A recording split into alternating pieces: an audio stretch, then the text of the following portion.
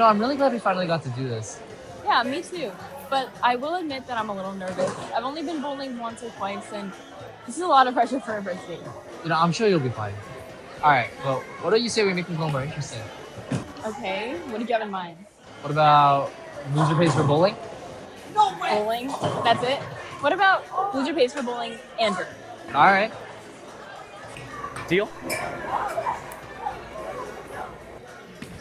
Oh, what's this? Is that your bowling ball? I mean, define mine. I thought you said you've only been bowling once or twice. I mean, yeah, that's true. Once or twice last week.